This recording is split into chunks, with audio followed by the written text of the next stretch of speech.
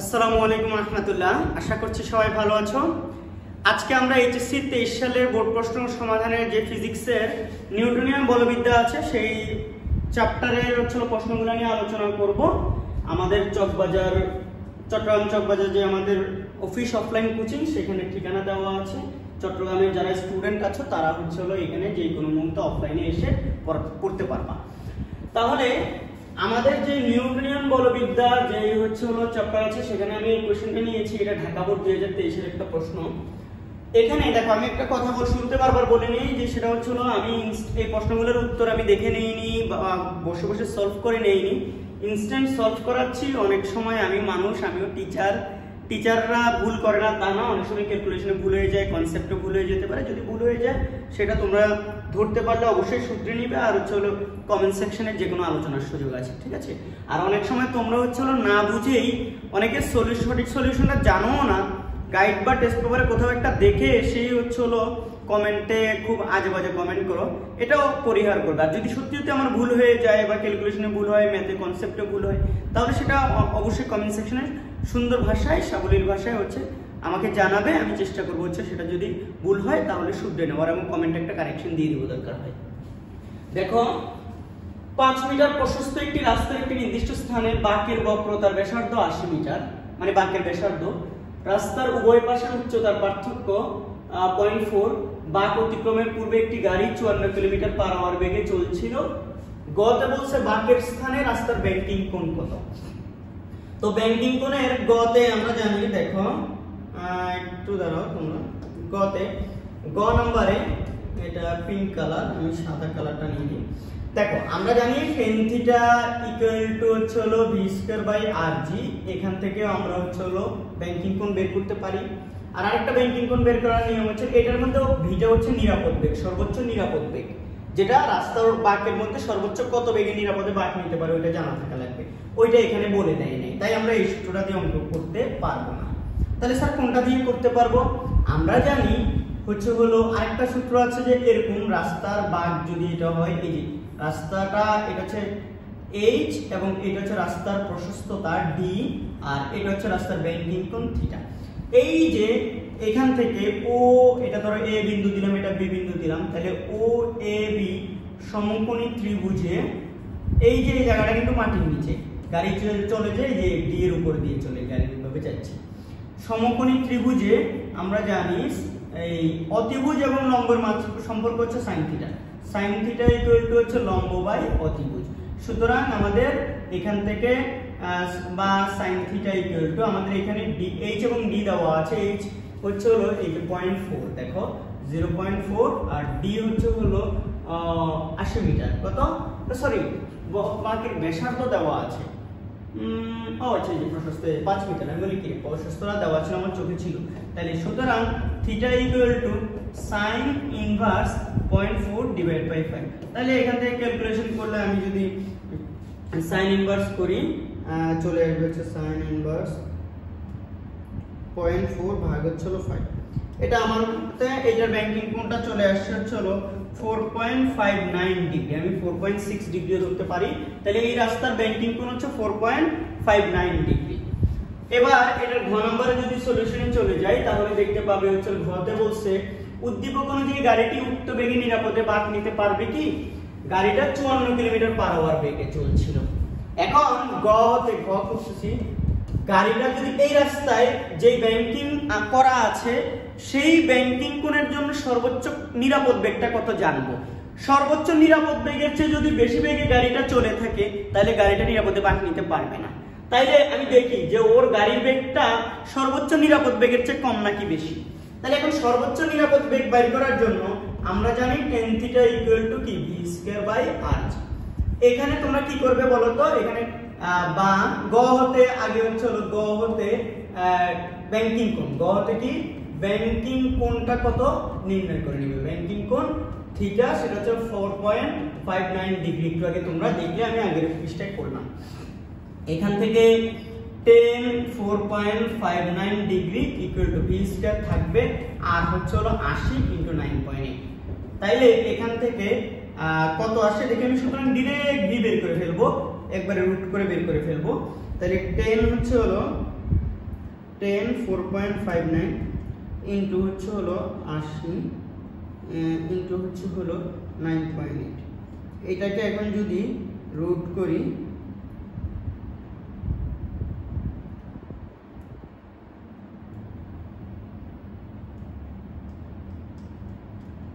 আমি দেখতে পাচ্ছি এটা 7.933 মিটার পার সেকেন্ড আসছে, মিটার পার সেকেন্ড। কিন্তু আমাদের বেগটা দেওয়া আছে উদ্দীপকে কিসে বলতো, কিলোমিটার পার আওয়ারে।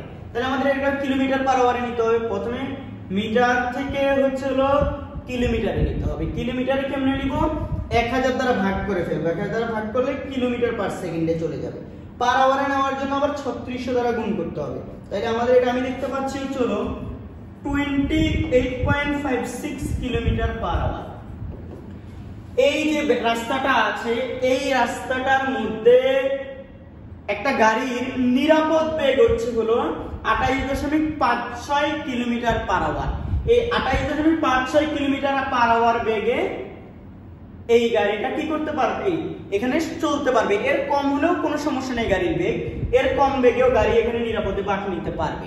বাট এখানে হচ্ছে হলো 28.56 কিলোমিটার পার আওয়ার বেগের বেশি বেগে নিরাপদে বাঁক নিতে পারবে না। কিন্তু গাড়িটা চলতেছিল কত, 54 কিলোমিটার পার আওয়ার বেগে। তার মানে উদ্দীপক অনুযায়ী গাড়িটি উক্ত বেগে নিরাপদে বাঁক নিতে পারবে না, 54 কিলোমিটার পার আওয়ার বেগে বাঁক নিতে পারবে না। এটা একটু পানি থাকলেও তো ভালো। তো চলো, তাহলে এটা গেল।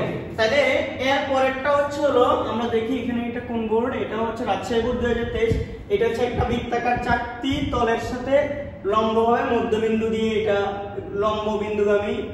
মধ্যবিন্দুগামী লম্ব অক্ষের সাপেক্ষে এবি এর সাপেক্ষে ঘুরতেছে। এটা এখানে m দেওয়া আছে 2k না, এটা 2 কেজি হবে। আর দেওয়া আছে ব্যাসার্ধ, দুটোটারই ব্যাসার্ধ হচ্ছে 0.5 মিটার করে। h আছে হচ্ছে যে এখানকার এই চিত্রের জন্য একটা h আছে, hটা হচ্ছে 0.25। তোমাদের সামনে আমাদের চিত্রগুলো একটু হয়তো ঝাপসা, অনেক বড় কিন্তু এখানে চিত্রটা কিন্তু বোর্ডে অনেক বড়, তারপরে হচ্ছে অনেক সময় বোঝা যায় না। আমি একটু দেখি, একটু কম বোঝা যায়। আমার কাছে মনে হয় যে আমি ভিডিও যখন দেখছি চিত্রগুলো একটু কম বোঝা যায়। তারপর তোমরা একটু চেষ্টা করবে হচ্ছে কি বুঝে নেওয়া।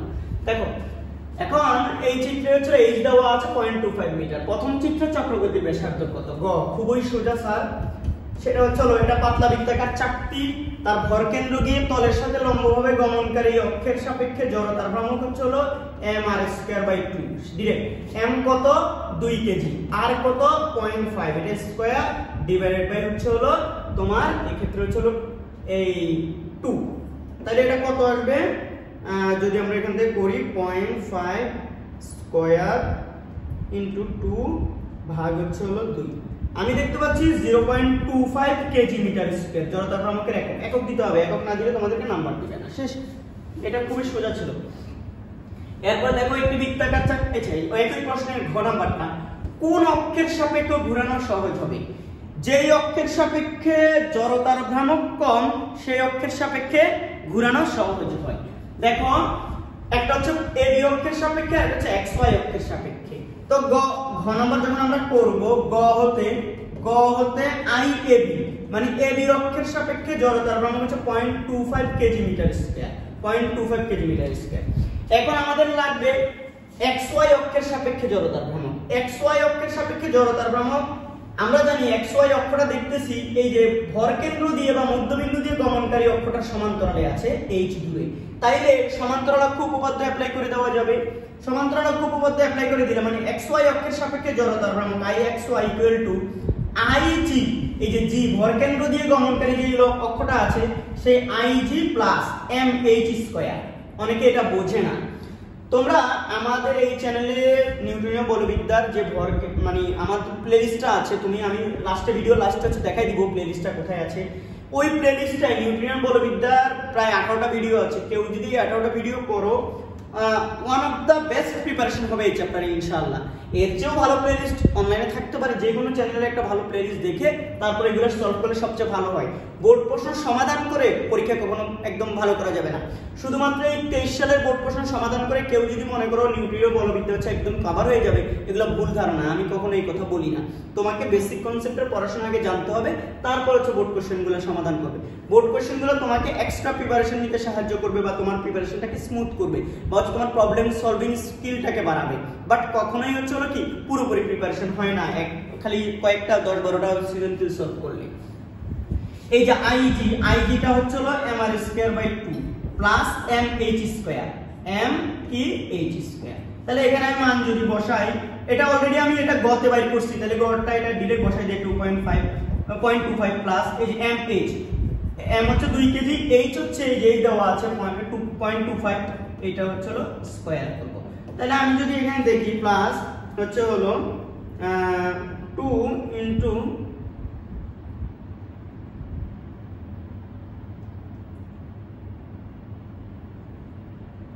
0.5,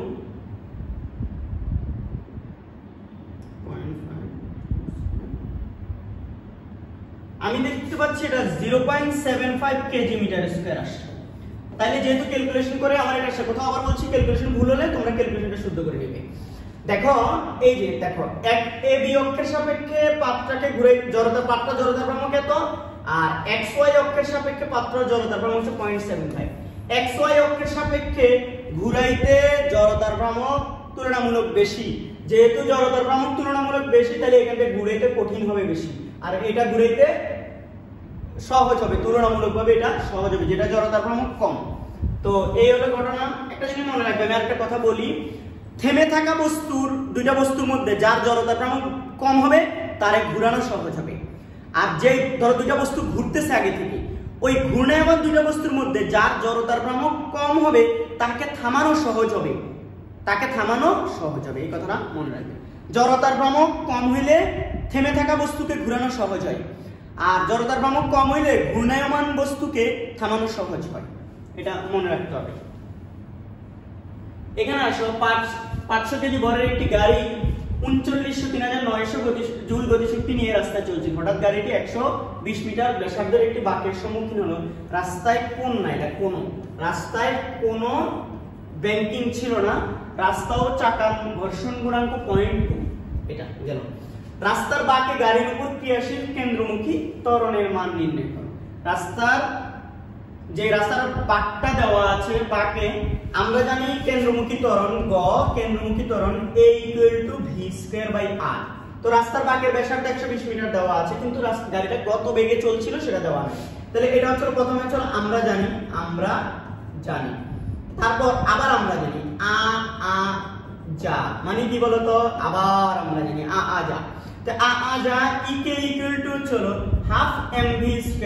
এখান থেকে আমরা সুতরাং v হবে হচ্ছে 2 দিয়ে গুণ করলে 2ek/m, 2ek হচ্ছে m, এটাকে আবার রুট। তাহলে দেখি তো 2 * ek হচ্ছে 3900/m হচ্ছে 500। তাহলে এটা কত আসে? 2 * 29 7800, 7800 আর কি, 7800 ভাগ হচ্ছে 500, 15.6 রুট করলে আমি দেখতে পাচ্ছি এটা হচ্ছে 3.95 ms ইনভার্স 1।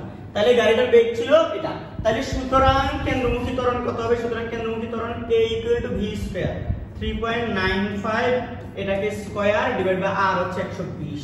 তাহলে এটাকে আবার স্কয়ার করলে স্কয়ার আর ভাগ হচ্ছে 120 হলো, এটা হচ্ছে 0.13 ms ইনভার্স 2। তাহলে এই যে রাস্তার বাঁকে গাড়িটার উপর কেন্দ্রমুখী বলো কেন্দ্র বিমুখী বলো যেটাই বলো, কেন্দ্রমুখী ত্বরণ এটা, কেন্দ্র বিমুখী ত্বরণ এটা, তো কেন্দ্রমুখী ত্বরণের মান হচ্ছে এটা। এরপরে যদি এই প্রশ্নটা ঘ নম্বরে বলছে সর্বোচ্চ বেগ নিয়ে বাঁক অতিক্রম করতে হলে চালককে তার গাড়ির বেগে কি পরিমাণ পরিবর্তন করতে হবে। দেখো গাড়িটা চলছিল কত বেগে? 3.95 বেগে চলছিল, 3.95 মিটার পার সেকেন্ড বেগে। তাহলে এখানে আমরা রাস্তাটার মধ্যে কোনো ব্যাংকিং নাই, ব্যাংকিং না থাকলে এই রাস্তার যে কেন্দ্রবিমুখী বল সেটা হচ্ছে mv স্কয়ার বাই r, কেন্দ্রবিমুখী। কেন্দ্রমুখী বলটা যেটা পাবো হচ্ছে ঘর্ষণ থেকে, যেহেতু রাস্তার ব্যাংকিং নাই তাহলে এখান থেকে ঘর্ষণ থেকে হচ্ছে গাড়ির কেন্দ্রমুখী বলটা পাওয়া যায়। এই কেন্দ্রমুখী বল এটা হচ্ছে কেন্দ্রবিমুখী বল, আর কেন্দ্রমুখী বলটা এই কেন্দ্রবিমুখী বলের চেয়ে বেশি হতে হবে অথবা সমান হতে হবে।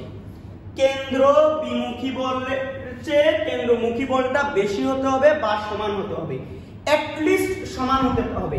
তার মানে কেন্দ্রবিমুখী বলটার মান সর্বোচ্চ হতে পারবে কেন্দ্রমুখী বলের সমান, কেন্দ্রমুখী বলের চেয়ে কোনোভাবে বেশি হতে পারবে না। তাইলে এই যে ঘর্ষণ বল যেটা সেটা হচ্ছে হলো, বা আমরা জানি এটা হচ্ছে ঘর্ষণ বল থেকে পাবে কেন্দ্রমুখী বলটা। আমরা জানি ঘর্ষণ বল মিউ ইনটু আর, তলের প্রতিক্রিয়া বল mv স্কয়ার বাই r, ঠিক আছে, বা মিউ আর আর ইকুয়াল টু হচ্ছে mg। যেহেতু ব্যাংকিং ছিল না তাহলে রাস্তাটা সমতল ছিল, সমতল রাস্তায় প্রতিক্রিয়া বল হচ্ছে mg, এটা হতে হবে বড় mv স্কয়ার বাই r এর তুলনায়। কথা কি বুঝছো? mv স্কয়ার বাই r এর তুলনায় এটা বড় হতে হবে। তাহলে দুই পাশ থেকে mm কেটে দিলে তোমার এখান থেকে যদি তুমি বা দেখো আমরা দেখতে পাচ্ছি মিউ আর জি, এটা মিউ আর জি গ্রেটার দেন হইতে হবে ভি স্কয়ার, কোথা থেকে ভি স্কয়ার। এখন যদি তুমি রুট করো, কি করো বলো তো, রুট করো, তাহলে সুতরাং ভি হতে হবে রুট ওভার, দেখো এই যে মিউ আর, তাহলে এটা এই লাইনটা আর এই লাইনটা সেমই, মানে জাস্ট রুট করছি। অনেকে বলে বুঝি না স্যার, তাহলে এটাকে এভাবে করে দেই, দেখো, বা আমি যেহেতু রুট করব root mu r greater than হবে হচ্ছে v square, sorry v root করে ফেলছি, তাহলে এটা হবে ভি। তাহলে সুতরাং এখান থেকে বলা যায় সুতরাং ভিটা হচ্ছে হলো আমাদের মিউ রুট ওভার মিউ কত এই রাস্তায় 0.2, তাহলে 0.2 ইনটু আর কত বলো তো, আর আর হচ্ছে মিউ আর জি আছে, তো সরি এখানে একটা জি আছে, এই যে জি আছে, মিউ আর জি হচ্ছে মিউ আর কত, আর 120 ইনটু জি হচ্ছে 9.8। তাইলে মিউ আর জি রুট ওভার, ভুল হচ্ছে, ক্যালকুলেশন ভুল হয়েছে, 0.2 120 ইনটু হচ্ছে 9.8। এটা হচ্ছিল আমার আসছে হচ্ছিল 15 কত বলো তো, 15.33 এমএস ইনভার্স। তার মানে সরি এমএস ইনভার্স 1 হবে, এমএস ইনভার্স কি 1 যেহেতু বেগ। তার মানে এই গাড়িটার বেগ কত, সর্বোচ্চ 15.33 হইতে পারবে, অর্থাৎ ভি এর গাড়িটার নিরাপদ বেগ বা সর্বোচ্চ বেগটা হচ্ছে কত হইতে পারবে 15.33, অর্থাৎ 15.33 এর কম হইতে হবে এই বেগটা। তাহলে সুতরাং বলা যায় গাড়িটির সর্বোচ্চ নিরাপদ বেগ কত বলতো, সর্বোচ্চ নিরাপদ বেগ 15.33 মিটার পার সেকেন্ড। তাহলে গাড়িটার বেগ ছিল 3 কত, যেমন গাড়িটার বেগ ছিল 3.95, তাহলে ও যেহেতু সর্বোচ্চ বেগ নিয়ে বাঁক অতিক্রম করতে চায় তাইলে তার বেগ বাড়াতে হবে। সুতরাং বেগ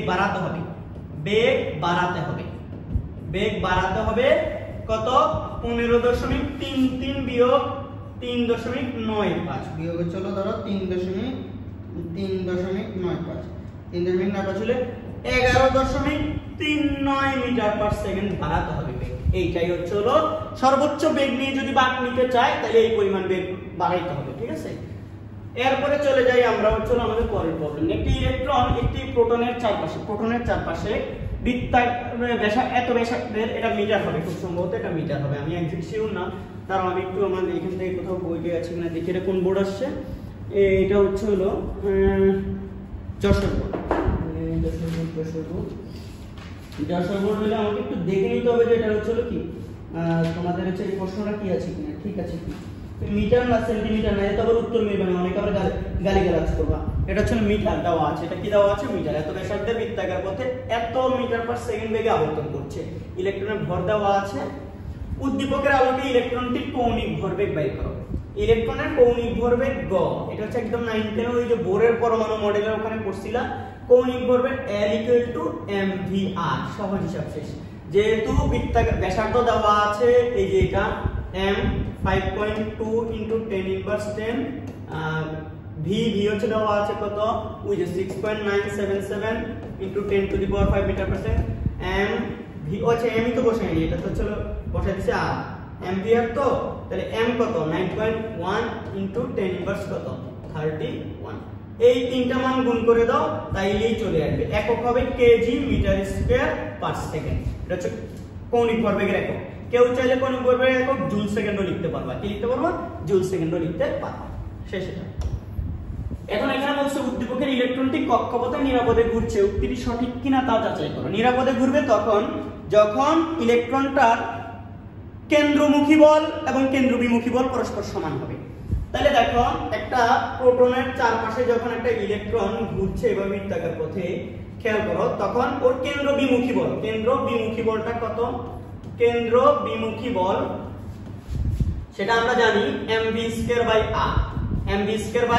এটা হচ্ছে m হচ্ছে হলো 9.1 into 10 inverse 31 ইলেকট্রনের ভর v কত 6.977 into 10 to the power 5 এটাকে স্কয়ার করবে mv²/r আর কত 5.2 into 10 inverse 10 তাইলে আমি এখান থেকে আগে ক্যালকুলেশন করে ধরো চলো এই যে বাইর করে ফেলি 6.977 into 10 to the power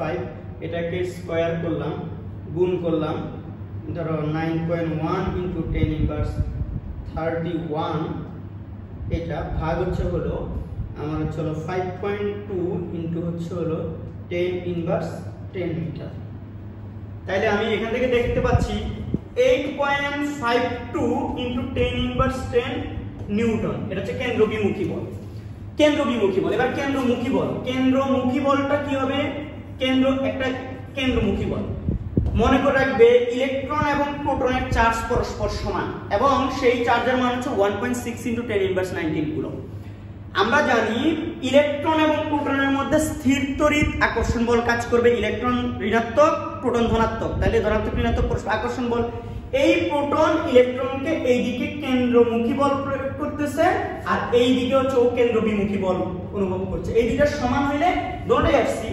centrifugal force centripetal force মানে কেন্দ্রমুখী বল কেন্দ্রবিমুখী বল দোনোটা যদি সমান হয় তবে হচ্ছে হলো কি এরা নিরাপদে বাঁক নিতে পারবে তাহলে এটা দেখো এটা আসবে হলো c q1 q2 divide by হচ্ছে হলো কি বলতো r স্কয়ার c হচ্ছে 9 into 10 to the power 9 এটা হচ্ছে 1.6 into 10 inverse 19 into 1.6 into 10 inverse 19 proton এবং নিউট্রন দুজনের চার্জ সমান আমি মাইনাস জাস্ট দিই নাই ইলেকট্রনের চার্জটা মাইনাস দিই নাই কারণ হচ্ছে আমি আকর্ষণ বল আগে থেকেই জানি আর এটা হচ্ছে কত 5.2 into 10 inverse কত 10 তাহলে আমি এখান থেকে যদি ক্যালকুলেশন করে বাই করে দেখি आंसर গুলো হচ্ছে কত আসে 1.6 into 10 inverse 19 এটা হচ্ছে হলো স্কয়ার করার পর 9 into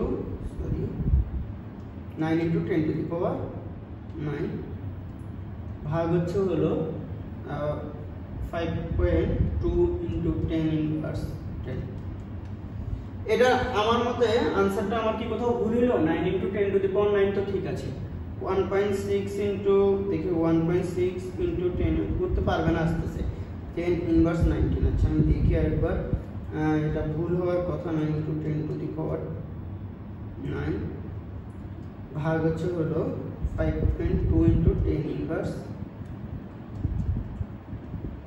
আমি দেখতে পাচ্ছি আমার आंसरটা একটু এদিক ওদিক আসতেছে কেন আমি জানি না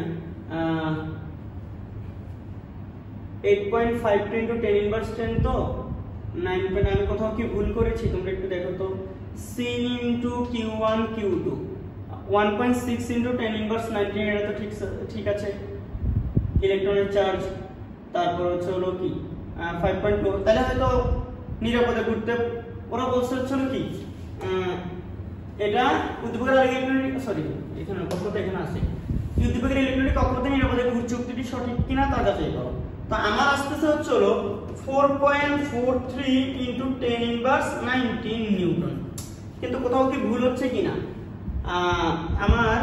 আমি আরেকবার হচ্ছে ক্যালকুলেশন করে দেখব যে হচ্ছে ও এই যে এটা স্কয়ার করতেছি স্কয়ার করে নেই তো সরি এই স্কয়ার না করার কারণে হচ্ছে হলো কি এই অবস্থা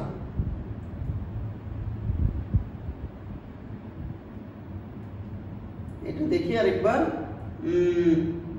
1.6 ইন্টু 10 ইনভার্স 19, হ্যাঁ, এটাকে স্কোয়ার করলে ভাগ হচ্ছে হলো 9 ইন্টু 10 টু দি পাওয়ার 9, ভাগ হচ্ছে হলো 5.2 ইন্টু 10 ইনভার্স 10, এটাকে স্কোয়ার। এটা এবার আসছে হচ্ছে হলো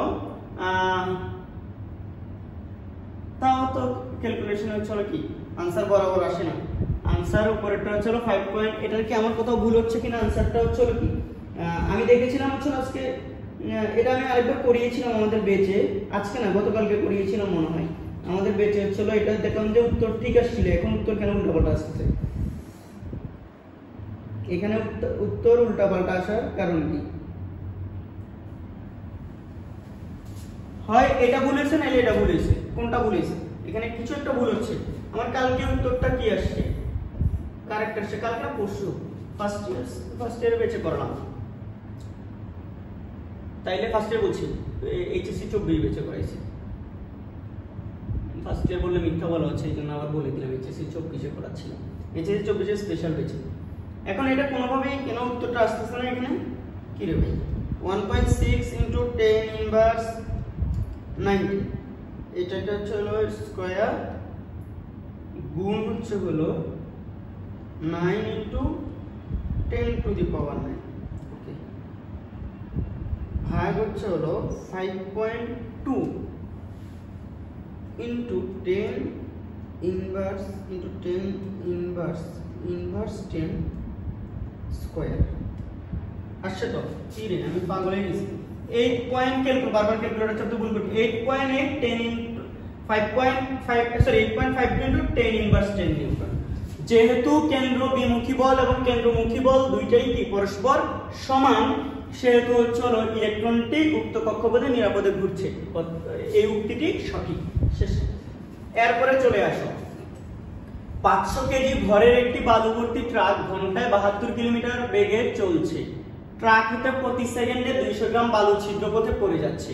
ব্রেক চেপে 20 মিনিট পরে ট্রাকটিকে 200 মিনিট, এই জায়গার কথাটা একটু ভুল ছিল, এটা বলা উচিত ছিল 20 মিনিট পর ব্রেক চেপে, 20 মিনিট পরে কথাটা আগে, ব্রেক চেপে কথাটা পরে হওয়ার কথা ছিল, তাইলে প্রশ্নটা ঠিক হতো। 20 মিনিট পরে ব্রেক চেপে ট্রাকটিকে 20 মিটার দূরত্বে থামানো হলো। অনেকে বলবে স্যার 20 মিনিটে হয়তো 20 মিটার দূরত্বে থামছে।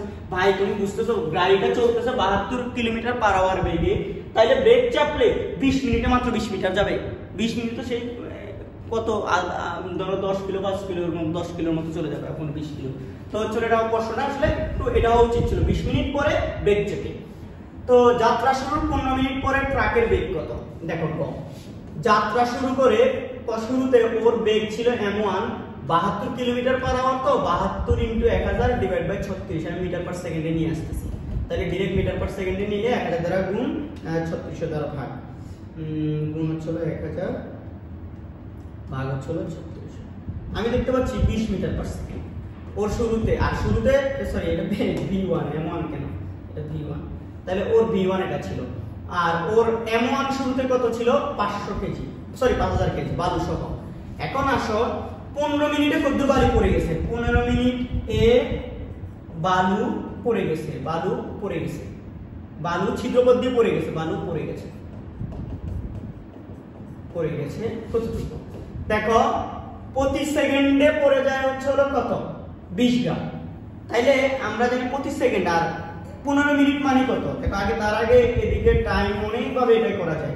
দেখো সময়, ধরো সময় হচ্ছে টি হচ্ছে 15 মিনিট, 15 মিনিট মিলে 15 ইনটু হচ্ছে 60, ঠিক আছে, এত সেকেন্ড, 15 ইনটু কি 60, 900 সেকেন্ড মনে হয় খুব সম্ভবত, 900 সেকেন্ড, কত 900 সেকেন্ড, 60 ইনটু 15, হ্যাঁ 900 সেকেন্ড। এবার আসলে 900 1 সেকেন্ড, এখন দেখো এখন 1 সেকেন্ডে বালু পড়ে যায় কত বলতো, 200 গ্রাম মানে 0.2 কেজি। 1 সেকেন্ডে দূর, তাহলে 900 সেকেন্ডে কত দূর পড়ে যায় বলো? 900 সেকেন্ডে বালু পড়ে যায় কত, 0.2 ইনটু 900, 0.2 ইনটু 900, তাহলে কত 180 কেজি, 180 কেজি বালি পড়ে যাচ্ছে। তাইলে 15 মিনিটে 180 কেজি বালি পড়ে যাচ্ছে। বালি পড়ে যাওয়ার পর 15 মিনিট পর কতটুকু বালি সহ গাড়ির ভর কত দূর আছে? দেখো তাহলে 15 মিনিট পর গাড়ির ভর, 15 মিনিট পর গাড়ির ভর এটাকে আমি m2 দিতে পারি। এই m2 হচ্ছে হলো কত 15 মিনিট পরে, খেয়াল করো 15 মিনিট পরে হচ্ছে হলো 5000 বিয়োগ হচ্ছে হলো কত 180 যদি পড়ে যায়, তাইলে 4820 কেজি। এবার আসো ওর 15 মিনিট পরে বেগ বাইর করতে হবে, যেহেতু ভর কমে যাচ্ছে গাড়ির বেগ বেড়ে যাবে, ভর বেগের সংরক্ষণশীলতা নীতি অনুযায়ী এখন আমরা জানি আমরা জানি m1 v1 m2 v2, সুতরাং v2 হচ্ছে হলো m1 v1 ডিভাইড বাই হচ্ছে হলো কি m2, তাহলে m1 কত 5000, v1 কত v1 হচ্ছে হলো 20, আর এটা হচ্ছে হলো কি m2 হচ্ছে হলো 4820। তাহলে এটা আমি দেখতে পাচ্ছি 5000 ইনটু 20 ভাগ হচ্ছে 4820। আমি দেখতে পাচ্ছি এটার বেগটা বেড়ে 20.75 ms ইনভার্স হয়ে যাচ্ছে। যেহেতু ভর কিছুটা কমে গেছে তাহলে বেগ ভরবেগের সংরক্ষণশীলতা নীতি অনুযায়ী বেগ এটা হয়ে গেছে। এই হচ্ছে ঘটনা শেষটা। বলছে ট্রাকটিকে থামানোর জন্য প্রয়োজনীয় বলের মান হিসাব করা সম্ভব। দেখো অঙ্কটা যথেষ্ট সুন্দর অঙ্ক, গ নাম্বার। তো কয় মিনিটে 20 মিনিট পরে ব্রেক চাপছে, তাহলে 20 মিনিট মানে টি হচ্ছে হলো 20 মিনিট সময় মানে হচ্ছে হলো 20 ইনটু 600 মানে হচ্ছে হলো 1200 সেকেন্ড। তাহলে 1200 সেকেন্ড 20 মিনিট যাওয়ার পর এবার ব্রেক চাপছে, এরপরে 20 মিটার গিয়ে থেমে গেছে। তাহলে প্রথমে 20 মিনিট যেই টাইমে ব্রেক চাপছে ওই টাইমে বেগটা তো আগে জানতে হবে। ওই টাইমে বেগটা হচ্ছে হলো শুরু থেকে 20 মিনিট পরের বেগটা, ব্রেক চাপার মুহূর্তে বেগ এবং ভর লাগবে। তো তাহলে হচ্ছে হলো 20 মিনিটে দেখো 20 মিনিট এ ভর বালু পড়ে যায়, আমি ডিরেক্ট করতেছি, বালু পড়ে যায়, পড়ে মানে রক এটা ববিন্দ্র পড়ে যায়। দেখো হচ্ছে হলো 0.2 কেজি 1 সেকেন্ডে, তাহলে 1200 তাহলে হচ্ছে হলো মনে হচ্ছে 240, 0.2 ইনটু হচ্ছে হলো 1200 240 কেজি, কত 240 কেজি। তাইলে বলো তো ভর আর কতটুকু থাকে m2 অবশিষ্ট, গাড়ির ভর 20 মিনিট পর গাড়ির ভর আর m1 কত, এখানে m1 হচ্ছে 5000 কেজি, তারপর হচ্ছে হলো v1 হচ্ছে হলো কত 20 মিটার পার সেকেন্ড বেগে চলছিল, তারপর হচ্ছে m2 হচ্ছে তাহলে কত 5000 বিয়োগ 240, তাহলে কত দাঁড়াচ্ছে 5000 বিয়োগ 240, আমি দেখতে পাচ্ছি 4760 কেজি এতটুকু। তাহলে আমরা জানি দিয়ে তুমি ওই আগের মতো করে আমরা জানি m1 v1 ভরবেগের সংরক্ষণশীলতা m2 v2, এখান থেকে তুমি সুন্দর করে হচ্ছে হলো কি v2টা বের করে নাও তোমরা, m1 v1 ডিভাইড বাই হচ্ছে হলো কি m2, তাহলে হচ্ছে m1 v1 হচ্ছে হলো 5000 ইনটু 20 ভাগ হচ্ছে হলো m2 হচ্ছে 4760, তাহলে এখান থেকে আমি দেখতে পাচ্ছি 21.0084 ms ইনভার্স 1। এটা হচ্ছে হলো ব্রেক মানে দেখো 20 মিনিট পরে ব্রেক, এরপরেই কিন্তু ব্রেকটা চাপছে, তাহলে এরপর যেহেতু ব্রেকটা চাপছে তাহলে এরপরে কিন্তু আমি কি করতে পারি বলো তো, এই টাইমে এটা হচ্ছে হলো ব্রেক চাপার মুহূর্তে এটা হচ্ছে আদি বেগ, তাহলে এই ক্ষেত্রে হচ্ছে আদি বেগ হচ্ছে হলো কি 0084 ms, লাস্টে গিয়ে থেমে গেছে শেষ বেগ 0। তাহলে আমরা জানি v square equal to v not square, যেহেতু থেমে গেছে 2as, এখান থেকে 20 মিটার গিয়ে এখান থেকে ত্বরণটা বের করে নিব, আমরা জানি এখানেও একটা আমরা জানি ইউজ করো আমরা জানি। তাহলে এখানে হচ্ছে হলো 0 স্কয়ার, এটা হচ্ছে হলো কত 21.0084, এটা হচ্ছে হলো কি এত square minus 2a into s কত 20, তাহলে এটাই পাশে আসলে মাইনাস হয়ে যাবে। তাহলে দেখি আনসারটাকে স্কয়ার করলাম, ভাগ করব হচ্ছে 40 দিয়ে, তাহলে আমি দেখতে পাচ্ছি সুতরাং a হচ্ছে হলো এটা পাচ্ছে হচ্ছে 11.033 ms ইনভার্স 2 ত্বরণ। এটা যদি ত্বরণ হয় এবার মনে রাখবে যে F ইকুয়াল টু ছিল ma বাধাদানকারী বল, যেটা ও হচ্ছে এত ত্বরণে গিয়ে থেমে গেল, তাহলে এখানে বাধাদানকারী বল। তবে এই জায়গায় এখানে চমৎকার ব্যাপারটা হচ্ছে হলো এখানে ভর হবে এটা, যখন ব্রেক চাপছে তখন ওর ভর ছিল 4760, এটাই হবে তাই। আর এইটাই হলো না ব্যবহার করলে অন্য ভর ব্যবহার করলে হবে না। তাহলে ব্রেক চাপস হচ্ছে 20 মিনিট পরে, শুরুর একদম 20 মিনিট পরে। 20 মিনিট পরে যখন ব্রেক চাপছে 20 মিনিট পরে তার ব্রেক ছিল এটা, ঠিক আছে? তাহলে হচ্ছে 20 মিনিট, তাহলে পরে হচ্ছে 7000, এটা ইনটু হলো কত 11.033 ইনটু, তাহলে এটার সাথে ইনটু হবে হলো 4760। আমি দেখতে পাচ্ছি এটা হলো 521.0084 নিউটন। তাইলে এখানে বলতো ট্রাকটিকে থামানোর জন্য প্রয়োজনীয় বলের মান হলো 52521 নিউটন। কথা ক্লিয়ার? সহজ ছিল তুলনামূলক। আচ্ছা, এরপরে আসো আমরা এখানে ঘূর্ণনরত একটা বস্তুর এই যে এই যে বস্তুটা হচ্ছে এই বস্তুটা, ঠিক আছে? এখানে একটা বস্তু আছে এই জায়গায়, বস্তুটার ভর 20 গ্রাম এবং এভাবে F বল প্রয়োগ করা হচ্ছে, আর দেওয়া আছে, আর ভেক্টরটা দেওয়া আছে এবং হলো বল ভেক্টরও দেওয়া আছে। বস্তুটি শুরুতে 200 rmp লেখা, এটা rmp হবে না, এটা rpm হবে, rpm এ ঘুরছিল। অতঃপর উক্ত বল এখানে আছে 4 সেকেন্ড ব্যাপী বা একটা সময় ছিল কয়েক সেকেন্ড ব্যাপী প্রয়োগ করা হলো। এটা কত সেকেন্ড ছিল আমাকে একটু দেখে নিতে হবে, নাইলে অঙ্কটা করানো যাবে না। আমি যেখান থেকে প্রশ্ন নিয়েছি সেখান থেকে একটু আমি এটা দেখে নিই যে প্রশ্নের টাইপিং এ একটু মিস্টেক হয়েছে। এটা কোন বল?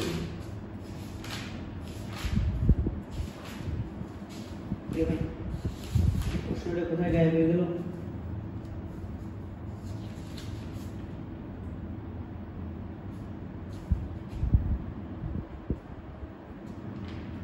নিউটনীয় বলবিদ্যা কোন বোর্ড? এটা চট্টগ্রাম বোর্ড 2023, চট্টগ্রাম বোর্ড 2023।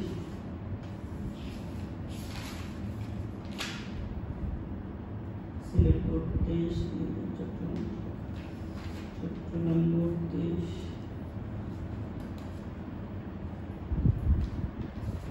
এটা খুব সম্ভবত 3 সেকেন্ড বা হলো কি 2 সেকেন্ড কিছু একটা ছিল। আমার কাছে তো দাঁড়াও আরেকটা বই তো আরেকটা আছে, কিন্তু এখানে এমসিকিউ থাকে, এখানে সিকিউ গুলো থাকবে না।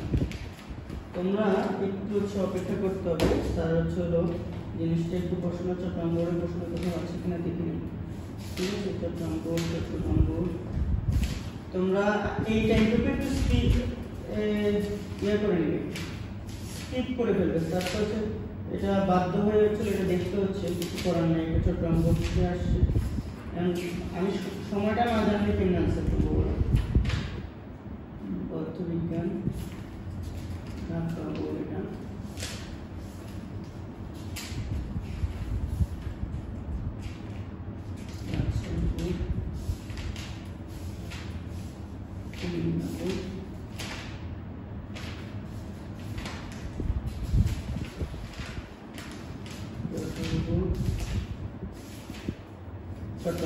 চট্টগ্রাম বোর্ড পাইছি। শুরুতে আরপিএম 3 সেকেন্ড বলছি না, 3 সেকেন্ড আমি ওই যে পড়াইছিলাম এসএসসি হচ্ছে কি 24 বেচে, এটা হচ্ছে 3 সেকেন্ড হবে। 3 সেকেন্ড ব্যাপী হলো কি প্রয়োগ করা হলো টর্কটা, বস্তুটির উপর ক্রিয়াশীল টর্কের মান। হ্যাঁ, টর্ক দেখো টর্ক করতে হলে টর্ক খুব সোজা। টর্ক এখানে দেওয়া আছে, যেটা ভেক্টর ব্যাসার্ধ ভেক্টর দেওয়া আছে আর হচ্ছে বল ভেক্টর দেওয়া আছে। টর্কের মান বের করতে বলছে, মান হলে টাউ ভেক্টর ইকুয়াল টু হবে ব্যাসার্ধ ভেক্টর ইনটু হলো কি বলতো ওই এফ ভেক্টর, বল ভেক্টর। তাহলে এখান থেকে মান বের করে টাউ ভেক্টরটা, তারপর হলো কি মডুলাস নিয়ে মান বের করে ফেলবো। আই তারপর হলো জে, ঠিকঠাক মতো নেই, জে কি, তো আর এরিয়া গুলো হলো 2 3 -1, বল ভেক্টর হচ্ছে 1 4 -3। তাহলে এখান থেকে আই নেওয়ার পর আই নিলে আমি দেখতে পাচ্ছি হলো -9 মাইনাস +4 মাইনাস জে নেওয়ার পর আমি দেখতে পাচ্ছি এভাবে করার পর হলো 2 3 দুগুণে 6 -6 +1 plus K vector equal to হলো কে, এটা বাদ 4 দুগুণে 8 8 বিয়োগ 3 এটা। তাহলে আমি এখানে দেখতে পাচ্ছি হলো -5i মাইনাস প্লাস 5j, এখানে +5k। এটা যদি হচ্ছে হলো কি আমাদের টর্ক হয়, তাহলে সুতরাং টর্কের মানটা হবে মডুলাস অফ -5, দেখো -5 square plus 5 square plus 5 square. তাহলে আমি লিখতে পাচ্ছি সব 5, তাহলে 25 25 25 75 রুট ওভার 75, রুট ওভার 75 হলে কত হয়? Root over 75 8.66 8.66। টর্কের একক কি তোমরা জানো? Newton metre. টর্কের একক কি? Newton metre. তাইলে এখানে বস্তুটির উপর ক্রিয়াশীল না, ক্রিয়াশীল এটা, হ্যাঁ ক্রিয়াশীল টর্কের মান হচ্ছে 8.66 নিউটন মিটার। শেষ এটা। এরপরে আসো বল প্রয়োগের পূর্বের ও পরের পর্যায়কালের তুলনা করো। বল প্রয়োগের পূর্বে এটা ঘুরতেছিল কত? 200 আরপিএম। 200 আরপিএম এর ওমেগা ইকুয়াল টু 2 পাই n, কৌণিক বেগটা বের করে নিব t, তার মানে 2 পাই 2 * 3.1416 ইনটু হচ্ছে হলো কত? 200 বার ঘুরছিল প্রতি আরপিএম, মানে রিভলভ বা রোটেশন পার মিনিট। তাহলে তুমি হচ্ছে ঘূর্ণন হচ্ছে প্রতি মিনিট মানে 60 সেকেন্ড। তাহলে হচ্ছে হলো 2 * 3.1416 ইনটু 200, মনে হয় 200 ভাগ হচ্ছে হলো কত? 60। আমি দেখতে পাচ্ছি এখানে হচ্ছে ওমেগা হচ্ছে 20.944 রেডিয়ান পার সেকেন্ড। ওমেগা যদি এটা হয়, এটা কখন? বল প্রয়োগের পূর্বে, পূর্বে পূর্বে বল প্রয়োগের পূর্বে। তারপর টি পর্যায়কাল ইকুয়াল টু হচ্ছে 2 পাই বাই ওমেগা। তাইলে 2 * 3.1416 ডিভাইড বাই হচ্ছে 20.944। তাইলে 2 ইনটু হচ্ছে হলো 2 * 3.1416, এটাকে ভাগ করব আমরা আনসারটা দিই। তাইলে এটা হচ্ছে 0.3 সেকেন্ড। কত বলো তো? 0.3 সেকেন্ড। তার মানে বল প্রয়োগের পূর্বে এটা ছিল। এখন বল প্রয়োগের পরে তোমার হচ্ছে পর্যায়কাল। তাহলে পর্যায়কাল বের করার জন্য বল প্রয়োগের পরে আবার ওমেগা বের করতে হবে। কিন্তু এখন ওমেগাটা কত হবে? তার আগে হচ্ছে আমরা জানি টাউ ইকুয়াল টু, আমরা জানি টাউ ইকুয়াল টু হচ্ছে আই আলফা। এখানে বস্তুটা কি ধরনের শেপের বলে দেয় না, তাই জড়তার ভ্রামক আমরা নরমালি এমআর স্কয়ার দেব। তারপর এখান থেকে আলফাটা বের করে নিব। তো আলফা বের করে খেয়াল করো, আলফা বের করলে টর্ক প্রয়োগ করে আলফা হচ্ছে টাউ ডিভাইড বাই হচ্ছে হলো কি আই।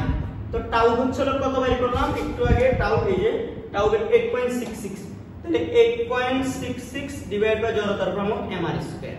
তাহলে এখানে হচ্ছে আর কত? আর এটার মান, আর এটার মান বের করে নাও। আর এর মানটা, আর এর মান এটার মান যদি বের করে নিই আমি, রুট ওভার হচ্ছে 2 স্কয়ার প্লাস হচ্ছে 3 স্কয়ার প্লাস হচ্ছে -1 স্কয়ার।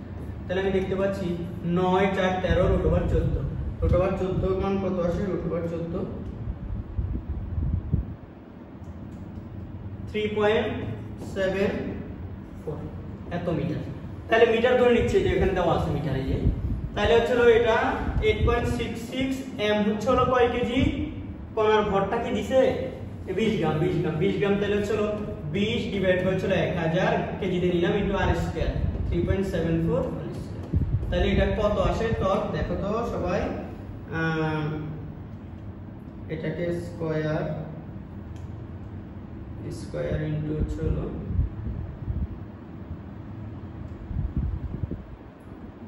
20 ভাগ হচ্ছে 8.28 8.66 ভাগ হচ্ছে হলো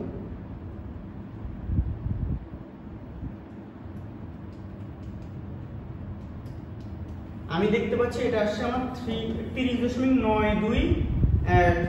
যেহেতু আলফা এটা হচ্ছে কৌণিক ত্বরণ এবং এটা আসছে হচ্ছে হলো কত? Radian, 30 radian per second square. আমি জানি না আসলে জিনিসটা ঠিক আছে কিনা। আই আলফা তো torque equal to I alpha, তাহলে আলফা ইকুয়াল টু এটা 30 আসছে, 30.9 দিয়ে আসছে। এবার আমরা জানি, আবার আমরা জানি কৌণিক গতির সূত্র থেকে শেষ omega equal to omega not plus alpha টি। তাহলে 3 সেকেন্ড ধরে ইয়া করছে। ওমেগা নট ছিল কত? এই যে ওমেগা নট ছিল 20 কত শুরুতে, মানে টর্ক বল প্রয়োগের পূর্বে আর কি, 20.944 প্লাস হচ্ছে হলো আলফা 30.92 ইনটু 3। তাইলে হচ্ছে হলো এটা 30 ইনটু 3 প্লাস হচ্ছে হলো 20.944। এটা দিয়ে হচ্ছে হলো আমি দেখতে পাচ্ছি 113.72 রেডিয়ান পার সেকেন্ড। আচ্ছা, 113.72 রেডিয়ান পার সেকেন্ড হলে আমি যদি এখান থেকে একটা করি 113.72, কত বলছি? 113.72। তো এবার টি পর্যায়কাল ইকুয়াল টু কি আসবে 2x পাই বাই ওমেগা, তাহলে 2 × 3.1416 ডিভাইড বাই 113 দশমিক কত আসলে জানো 113.72 তাইলে এবার আসবে চলো ধরো 2 × 3.1416 ভাগ হচ্ছে হলো অ্যানসারটা। আমি দেখতে পাচ্ছি এটা হচ্ছে 0.05524 সেকেন্ড। তাহলে আগে পর্যায়কাল ছিল এত 0.3 সেকেন্ড, এখন পর্যায়কাল হয়ে গেল 3 সেকেন্ড ধরে যখন বল প্রয়োগ করছে তাহলে 3 সেকেন্ডে ও টর্কের জন্য একটা হচ্ছে কি কৌণিক ত্বরণ সৃষ্টি হয়েছে, মানে 3 সেকেন্ড পরে এই 3 সেকেন্ডে একটা কৌণিক ত্বরণ সৃষ্টি, তাহলে এই কৌণিক ত্বরণটার মাধ্যমে 3 সেকেন্ডে তার বেগ বাড়ছে, কত একটু হয়েছে বেগ বেড়ে, তাহলে এই যে কৌণিক বেগ এটা দিয়ে তার পর্যায়কালটা বের করছি। তো কোথাও ক্যালকুলেশন ভুল হলে একটু দেখো তো, মানটা অনেক ছোট আসছে।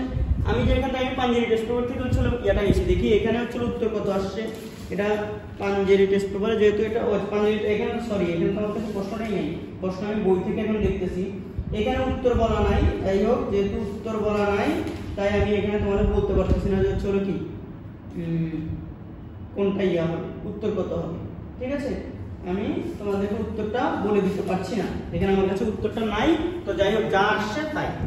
এরপরে আসো আমরা 3 মিটার পার সেকেন্ড বেগে 2 কেজি ভরের একটি বস্তু 0.5 কেজি ভরের অন্য একটি স্থির বস্তুর সঙ্গে সোজাসুজি স্থিতিস্থাপক সংঘর্ষটা স্থিতিস্থাপক সংঘর্ষের পর স্থির বস্তুর শেষ বেগ কত।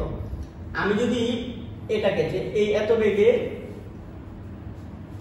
ধরো এটাকে v1 ধরি আর এটাকে m1 ধরি বা u1 ধরি, u1 ধরলাম, এটা u1, থেমে থাকা বস্তুটা এই যে স্থির এটাকে m2 ধরলাম, এটা u2 0। আচ্ছা এটা u2 0, তো আমার শেষ বেগ বের করতে হবে স্থির বস্তুটা যেটা থেমে ছিল, তাহলে v2 বের করতে হবে। v2 হচ্ছে হলো m2 m1, যেটা বাইর করব তার ভর থেকে অন্যটার ভর বাদ দিব, নিচে হচ্ছে m1 m2, এটা যারটা বাইর করব তার u2 এখানে বসাবো, দেন হচ্ছে এখানে 2m1, নিচে হচ্ছে স্থিতিস্থাপক সংঘর্ষের ক্ষেত্রে শেষ বেগ বের করার ডিরেক্ট কি সূত্র তোমরা এগুলো জানো, এই 2m1 এই নিচে হচ্ছে m1 m2 আর এখানে হচ্ছে হলো কি u1। তাহলে এখানে m2 কত 0.5, m2 0.5 মাইনাস হচ্ছে হলো কত m1 হচ্ছে হলো 2 ডিভাইড বাই নিচে হচ্ছে 2.5 u2 হচ্ছে হলো 0 প্লাস হচ্ছে হলো u2 0, তারপর হচ্ছে এখানে 2 m1 হচ্ছে হলো 2 ডিভাইড বাই হচ্ছে হলো 2.5, মানে দুটো যোগ করলে 2.5 এই যে দুটো যোগ করে u1 কত, u1 হচ্ছে হলো 3। তাহলে আমি দেখতে পাচ্ছি এটা 0 হয়ে যাচ্ছে পুরোটা, প্লাস এটা হচ্ছে 4 আর 3 4 12 ডিভাইড বাই 2.5, তাহলে আমি দেখতে পাচ্ছি হচ্ছে হলো 12 ভাগ 2.5, এটা আসছে হচ্ছে হলো 4.8 ms/s। তার মানে হচ্ছে হলো স্থির বস্তুর শেষ বেগ হচ্ছে 4.8 metre per second, 4.8 metre per second শেষ। এখন আমাদের এই জায়গায় বলছে সেম উদ্দীপক গতিশীল বস্তুর ভর স্থির বস্তু ভরের তুলনায় অনেক বেশি হলে সংঘর্ষের পর বস্তুদ্বয়ের পরিণতি কি হবে। গতিশীল বস্তুর ভর স্থির বস্তুর ভরের তুলনায় অনেক বেশি মানে হচ্ছে দেখো এখানে আমি এই জায়গা থেকে পড়া শুরু করি, এখানে ওরা যদি অনেক বেশি বলে অর্থাৎ গতিশীল মানে হচ্ছে এটাকে তো m1 ধরছি, m1 হচ্ছে হলো m2 এর তুলনায় অনেক বেশি হলে m2 ইকুয়াল টু 0 ধরা যায়, এইটাই এটা ধরে এবার প্রথমটার শেষ বেগ মানে v1 বের করবা, v1 equal to m1 m2 divide by হচ্ছে m1 প্লাস m2, এটা হচ্ছে u1 plus 2m2 divide by হচ্ছে m1 প্লাস m2, এটা হচ্ছে u2। তাহলে এই জায়গায় হচ্ছে m1 কত, m2 0 ধরছি, তাহলে m1 0, এটা জায়গায় হচ্ছে কি এটা m2 তো 0, m2 যদি 0 হয় তাহলে এটা হচ্ছে নিচে হবে m1, এটা হচ্ছে u1 এর মান কত, u1 এর মান হচ্ছে আমি দেখতেই পাচ্ছি 3 বসাই দিলাম, 2m2 2 * 0 নিচে m1 প্লাস m2, এটা রাখলাম u2 0 হওয়ার কারণে সব 0 হয়ে যাবে, তাহলে এটা হবে m1/m1 * 3, m1/m1 মানে হচ্ছে তাহলে কাটাকাটি অ্যাকচুয়ালি 3 মিটার পার সেকেন্ড।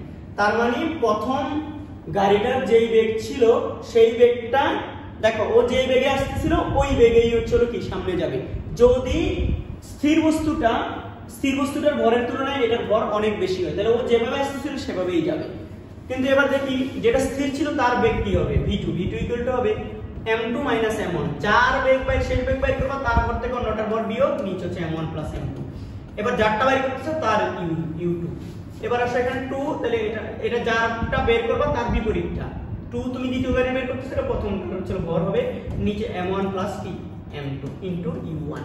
এখানে দেখো একটা জিনিস চমৎকার, সেটা হচ্ছে 0 ধরতেছো কোনটা, m2 0 ধরতেছো। তো m2 0 ধরলে তোমার এখানে হচ্ছে হলো, আচ্ছা স্থির ভর, এখানে তো স্থির, এটা তো আগে থেকে স্থির, তাহলে এটা হচ্ছে u2 0। তো u2 0 হওয়ার কারণে এটা পুরোটাই কি হয়ে যাবে, 0 হয়ে যাবে, প্লাস 2 ইনটু m1 কত, m1 2, এখানে নিচে হবে 2.5 ইনটু u1 কত, u1 হচ্ছে 3। তাহলে আমি দেখতে পাচ্ছি এখানে এটা 4 3 4 3 4 12 ডিভাইড করছে, আমার কি কোথাও ভুল হচ্ছে, 12 আর এটা ছিল 2.5, 12 2.5 হইলে এখানে কিছু একটা মনে হচ্ছে আমাদের ভুল হচ্ছে আমার, ও আচ্ছা আচ্ছা এই যে ভুল হয়েছে। তো আমি বলি যে ভুল হবে না কেন, তো ভুলটা কোথায় হয়েছে, এখানে কি কোথাও ভুল হয়েছে, এখানে ভুল হয়, এই যে u2 তো এখানে 0ই ধরছি m2, তাহলে এটা ঠিক আছে, এই জায়গায় ভুল হয়ে গেছে, এই যে এই জায়গায় এটার মধ্যে একটু মনে ভুল হয়েছে, সেটা হচ্ছে এটা তো 0, এটা 0 হইলে তাহলে এটা শুধু m1 কত, m1 হচ্ছে শুধু 2, তাহলে এটা হচ্ছে 2.5 হবে না, কি হবে বলো তো, 2 হবে। তাহলে 2 হইলে হচ্ছে 3 4 12 12 6 6 মিটার পার সেকেন্ড, তাহলে হ্যাঁ 6। তাহলে দেখো যখন 6 মানে হচ্ছে যেটা গতিশীল ছিল তার প্রায় কি দ্বিগুণ, তার কি দ্বিগুণ, তার মানে গতিশীল যদি এই যে উদ্দীপকের গতিশীল বস্তুর ভর স্থির বস্তুর ভরের তুলনায় অনেক বেশি হয়, তাহলে গতিশীল বস্তু যেই বেগে চলছিল ওই বেগেই চলবে, আর স্থির বস্তু তার দ্বিগুণ বেগ নিয়ে সামনে এগিয়ে যাবে। কথা ক্লিয়ার?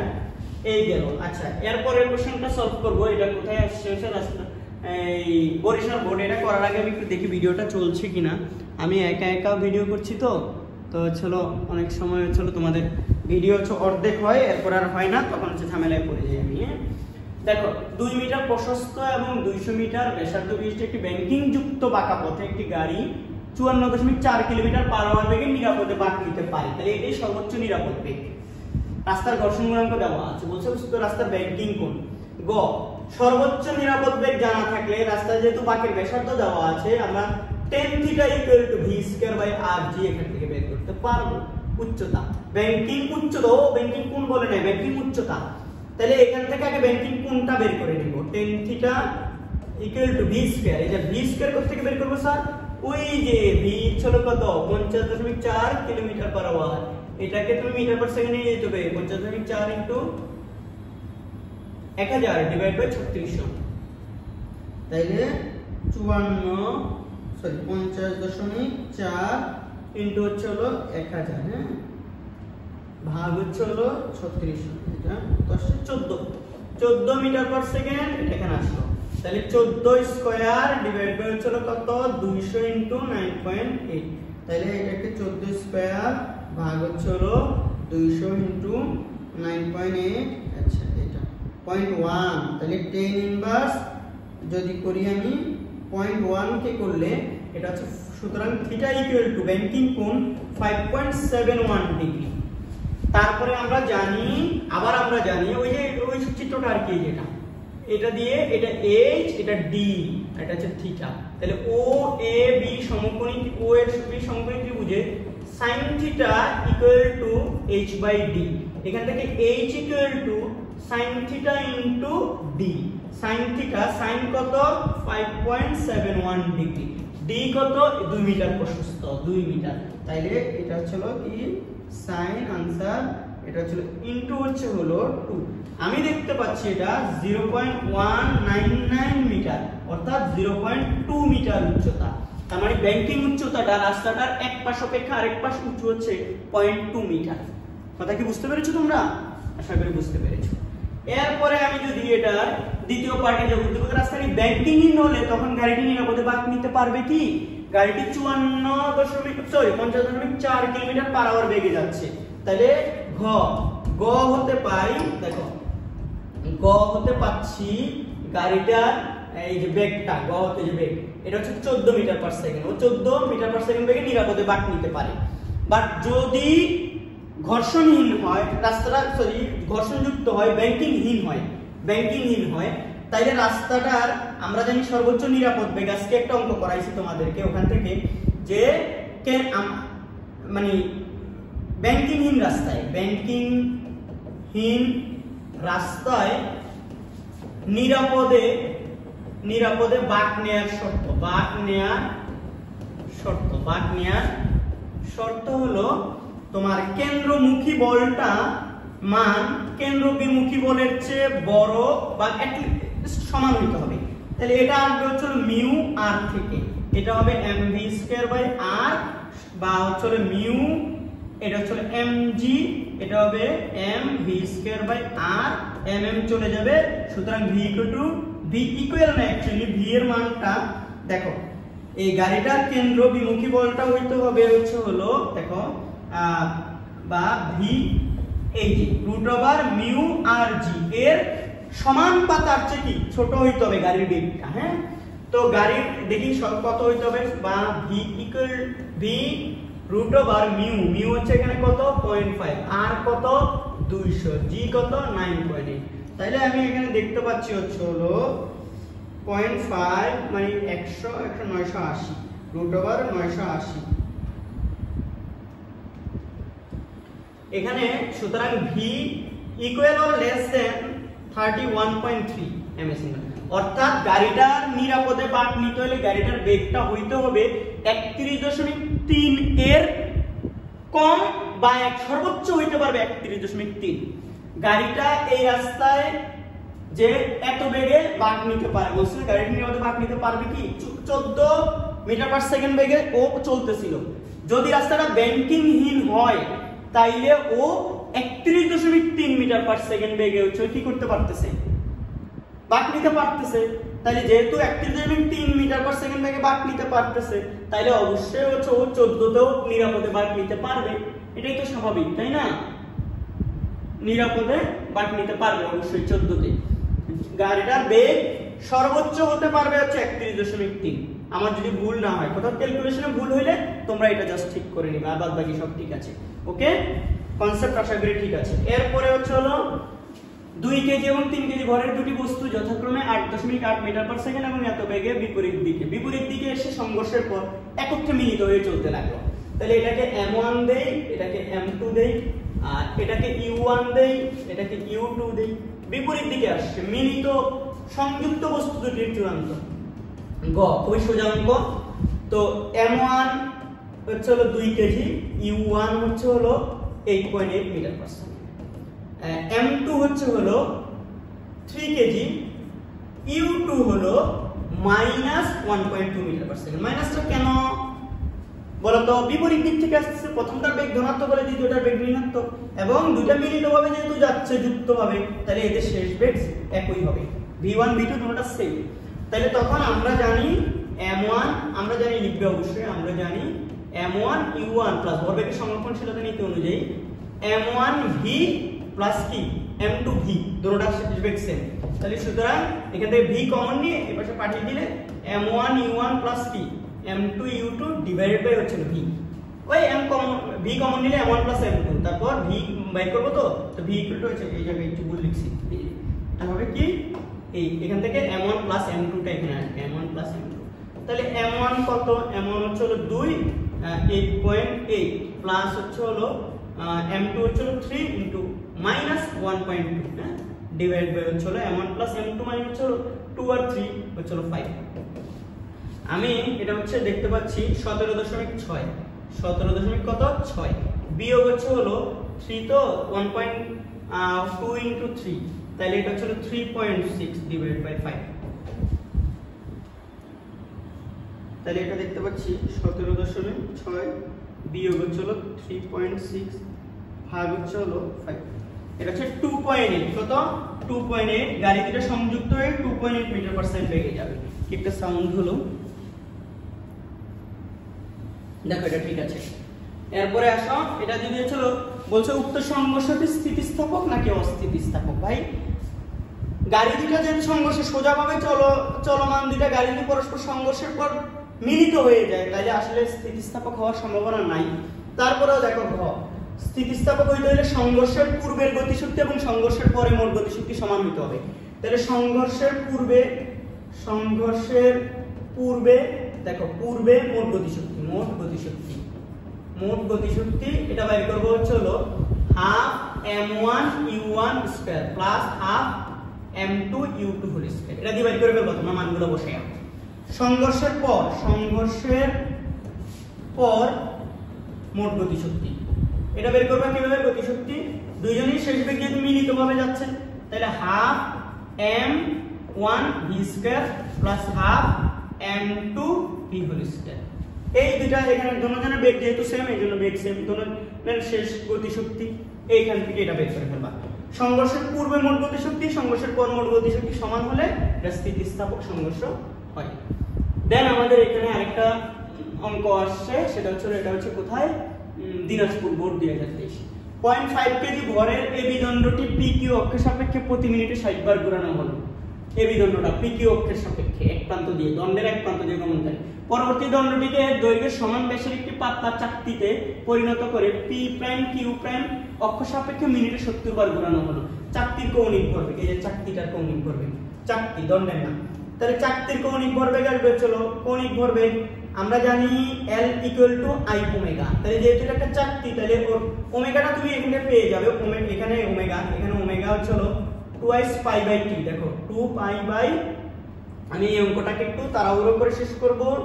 চলো আমার চলো মোবাইলটার চার্জ বেশি ছিল না, এই জন্য চার্জ নাই, রেকর্ডিং কতটুকু হবে জানি না, কিন্তু কথার চেষ্টা করছি চলো বুঝিয়ে দেওয়ার। দেখো ক্যালকুলেশনটা তোমরা করবে। 2 পাই n কত আসবে বলো তো? 2 পাই n বাই t। আচ্ছা 2 পাই ইনটু n মিনিটে কত বার? 60 বার, ডিভাইড বাই 60। তাহলে এটা কাটা, তাহলে 6.28 রেডিয়ান পার সেকেন্ড। এই যে রেডিয়ান পার সেকেন্ড ওমেগা জেনে নিলাম আমরা। আচ্ছা চাকতির চাকতির 70, এটা কি হবে বলো তো? 70 হবে। আমার মোবাইলে একটা কল আসছে। এখানে তুমি দেখো চাকতির যেহেতু বলছে, চাকতির হইলে হচ্ছে তোমার 70 বার ঘুরছে, এটা হবে না, এই যে 60 বার না, চাকতি কিন্তু 70 বার ঘুরাইছে, দণ্ডটাকে 60 বার ঘুরাইছে, এই 70 ডিভাইড বাই হচ্ছে এটা কি 60। তো এটা যদি হয় আমাদের এটা হচ্ছে বের করে নিতে হবে, এটা কত আসে আমি জানি না। 2 × 3.1416 ভাগ হচ্ছে 60। এটা আমি দেখতে পাচ্ছি আবার বলি 2 × 3.1416 ইনটু হচ্ছে 70 ভাগ হচ্ছে 60। এটা হচ্ছে 7.33 রেডিয়ান পার সেকেন্ড। আছে ওকে, করে ফেলছি। তারপর I ইকুয়াল টু, দেখো I এটা যেহেতু চাকতি এবং দেখতে ভর কেন্দ্রগামী লম্ব অক্ষের সাপেক্ষে জড়তার ভ্রামক, তাইলে এটা হচ্ছে I ইকুয়াল টু হবে mr²/2 এবং m হবে হচ্ছে এই দণ্ডটা দিয়ে যেহেতু বানাইছে চাকতিতে পরিণত করা হয়েছে, তাহলে এটার ভর হবে 0.5, তাহলে 0.5 বসাবা। আর হবে কত বলো তো? আর হবে যেহেতু দণ্ডটার বলছে যে দণ্ডটার সমান ব্যাস নিয়ে, তাহলে ব্যাস দণ্ডটার দৈর্ঘ্য 1 মিটার, তাহলে ব্যাস হচ্ছে 1, তাহলে ব্যাসার্ধ আর হবে কত? 1/2 মানে 0.5, ব্যাসের অর্ধেক এত মিটার, তাহলে এই জায়গায় 0.5 এটাকে স্কয়ার করবা, ডিভাইড বাই হচ্ছে 2। এটা যদি বসাও তাহলে এখান থেকে I এত কেজি মিটার স্কয়ার, শেষ। এত কেজি মিটার স্কয়ার এবং এই ওমেগা যদি এখানে বসিয়ে দাও তাহলে তোমাদের দুইজনের এটা কি বের হয়ে যাবে বলো তো? কৌণিক ভরবেগ। এবং কৌণিক ভরবেগের একক KG m square s inverse 1 অথবা হচ্ছে জুল সেকেন্ড লিখতে পারবা। বুঝছো? সহজ। এরপরে বলছে হচ্ছে কোন ক্ষেত্রে ঘূর্ণনের জন্য কম শক্তির প্রয়োজন হবে। দেখো কৌণিক গতিশক্তি, তাহলে প্রথমটার ক্ষেত্রে তুমি এটার ক্ষেত্রে জড়তার ভ্রামক পাইছো না? গ হতে একটু খেয়াল করো, গ হতে I পাত যেটা, এটা গ হতে পাতের জড়তার ভ্রামক, গ হতে পাতের I ইকুয়াল টু তুমি পাইছো এত কেজি মিটার স্কয়ার, এটা পাবা।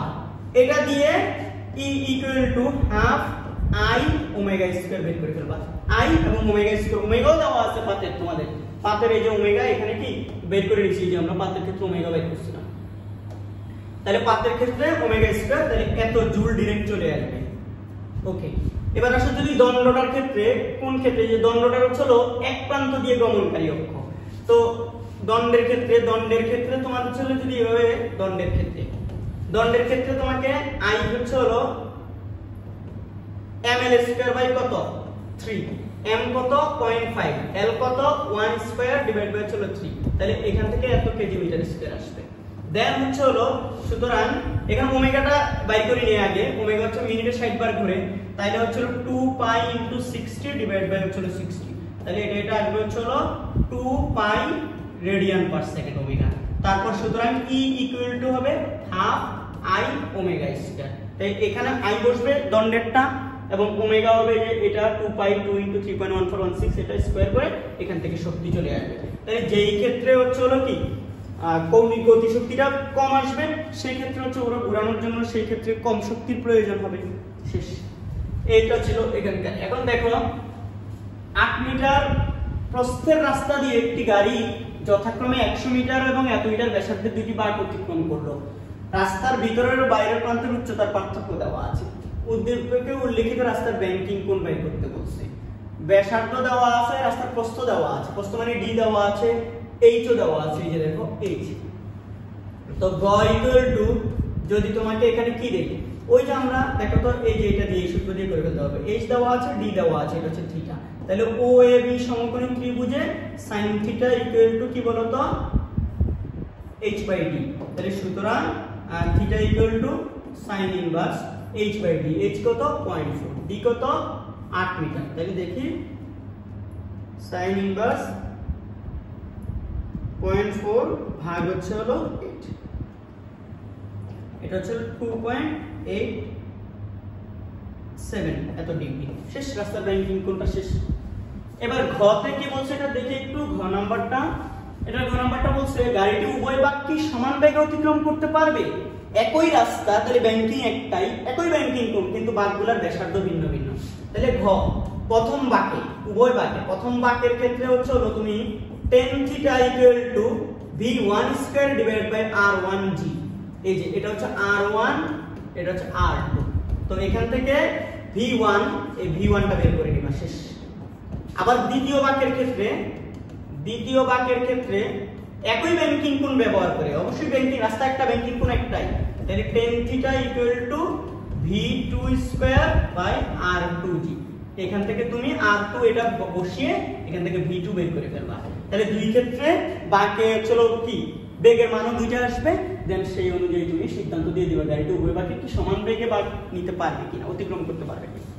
দেন এখানে সব শেষ, কিন্তু শেষ না, আমি দেখলাম স্লাইডে তোলার পরে যে হচ্ছে হলো এখানে আরেকটা প্রশ্ন হচ্ছে হলো আমাদের রয়ে গেছে এই স্লাইডে, এবং কোশ্চেনটা যথেষ্ট সুন্দর, ঢাকা বোর্ডে আসছে মনে হয় খুব সম্ভবত। আমি যেই বইটা থেকে হচ্ছে প্রশ্নগুলো তুলেছিলাম ওখানে মনে হয় এই প্রশ্নটাকে কাজ ক্ষমতা শক্তি অধ্যায় দিয়ে দিছে। ঢাকা বোর্ড 2022 এই প্রশ্নটা আসছে। আমি প্রশ্নটা লিখি যে দেখো 400 কেজি ভরে একটি গাড়ি, এখানে লিখি একটি গাড়ি 60 কিলোমিটার পার আওয়ার বেগে, 60 কিলোমিটার পার আওয়ার বেগে 10 ডিগ্রি কোণে আনত, 10 ডিগ্রি কোণে আনত তলবে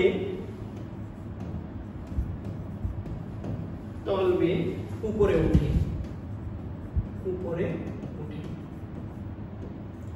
ঘর্ষণ গুণাঙ্ক দেওয়া আছে, মিউ দেওয়া আছে 0.3 এবং জি দেওয়া আছে 9.8। আমাদেরকে কোশ্চেনে গ নম্বরে বলছে, দেখো যে বলছে গাড়ির উপর ক্রিয়াশীল বিরুদ্ধ বলের মান নির্ণয় করো। গাড়ির উপর ক্রিয়াশীল বিরুদ্ধ বলের মান নির্ণয় করো। এই ঘ হচ্ছে হলো বলছে গাড়িটির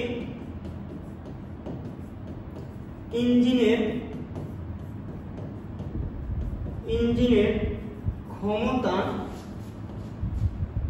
কত হলে গাড়িটি, লেখার বৃষ্টি হচ্ছে খুব বুঝে নিও, গাড়িটি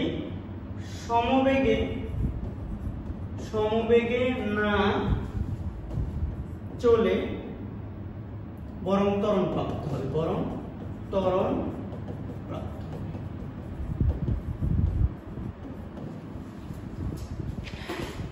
এটা এই প্রশ্নটা খুব সুন্দর, চমৎকার একটা কোশ্চেন।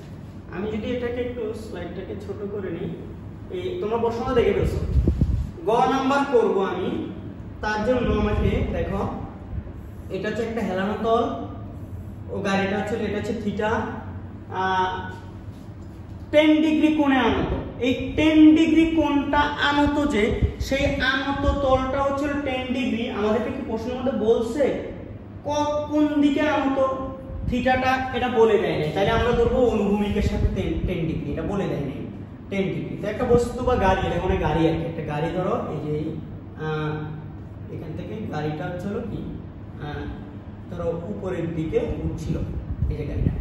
এখন একটু কথা খেয়াল করে দিকে, উপরের দিকে উঠছিল সমবেগে, কত সমবেগে 60। আচ্ছা, আমাদের এখন কথা হচ্ছিল স্যার সবাই খেয়াল করে, এটা ভর আছে একটা mg, ও এইদিকে mg বলে, mg এদিকে, এইদিকে হচ্ছে তলের ভিতরের দিকে একটা হচ্ছে, এটা থিটা হইলে আমরা জানি এটাও থিটা, তারপর তাহলে এদিকে mg cos থিটা হবে, আর নিচের দিকে হবে কি mg sin থিটা। আচ্ছা, গাড়িটা যেহেতু সমবেগে উপরে উঠছে, তার বিপরীত দিকে হচ্ছে ঘর্ষণ বল কাজ করবে F এ। তো গাড়ি উপরের দিকে উঠতেছে, গাড়ির নিচের দিকে এই যে mg sin থিটা বলটা কাজ করতেছে, আবার ঘর্ষণ বল কাজ করতেছে। তাহলে গাড়ির উপর ক্রিয়াশীল বিরুদ্ধ বল, গাড়ি উপরে উঠতেছে তার বিরুদ্ধে mg sin থিটা এবং ঘর্ষণ বল, এই দুইটা কাজ করতেছে। তাইলে গতে এখানে উত্তর হয়ে যাবে হচ্ছে গ, উত্তর হয়ে যাবে কি বলতো বিরুদ্ধ বল। এই F ইকুয়াল টু হচ্ছে mg sin থিটা প্লাস হচ্ছে কি Fk, এবং mg হচ্ছে m কত 400, g 9.8, sin কত 10 ডিগ্রি প্লাস Fk, Fk হবে ও আচ্ছা ভালো কথা, Fk হচ্ছে ঘর্ষণ বল, তাহলে μk r ঘর্ষণ গুণাঙ্ক এবং তলের প্রতিক্রিয়া বল। তাহলে এটার মান কত আসবে, একটা মান আসবে তো এসে প্লাস এই জায়গায় μk r, তো μk হচ্ছে এই যেখানে দেওয়া আছে μk ঘর্ষণ গুণাঙ্ক 0.3, আর তলের প্রতিক্রিয়া বল একটা জিনিস মনে রাখবে, তলের অবিলম্ব প্রতিক্রিয়া বল হচ্ছে এটাকে থিটা ধরলে এই যে mg cos থিটা, তলের উপর mg cos থিটা বল হচ্ছে, তাহলে তলের বিরুদ্ধে প্রতিক্রিয়া বল এই যে অবিলম্ব প্রতিক্রিয়া বল হচ্ছে mg cos থিটা, মানে তলের উপর ক্রিয়া বল mg cos থিটা, তলের তল তাহলে প্রতিক্রিয়া বল দিবে mg cos থিটা, তাহলে এটা হবে mg cos থিটা। তাইলে এখান থেকে এই মানগুলো বসায় দিলে ভাই এখান থেকে এটা এত নিউটন চলে আসবে।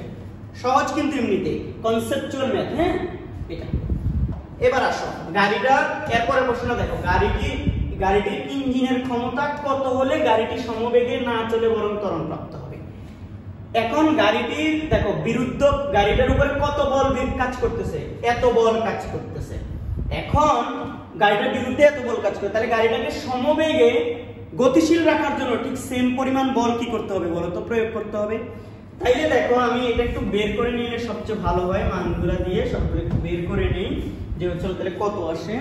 আমি এখান থেকে ক্যালকুলেটরটা কি করলাম, এখান থেকে হচ্ছে যদি তোমরা বের করে নাও, আমি একটু বের করি, 400 ইন্টু হচ্ছে 9.8 ইন্টু হচ্ছে sin 10 ডিগ্রি, এটা হচ্ছে 625.13 নিউটন, প্লাস এটা হচ্ছে m হচ্ছে 400 ইন্টু হচ্ছে 400 ইন্টু হচ্ছে 9.8 ইন্টু হচ্ছে 0.3 ইন্টু হচ্ছে cos কত cos 10 ডিগ্রি, এটা পাচ্ছিল দেখো 625.13 প্লাস হচ্ছে 1158.13, তাহলে যোগ হচ্ছে 625.13।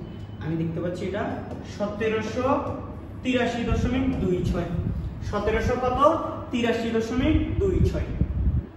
আমার যদি কোথাও ভুল না হয় 625 1783 এরকমই তো আসতেছে। mg sin থিটা নিচের দিকে m 400, তো m 400,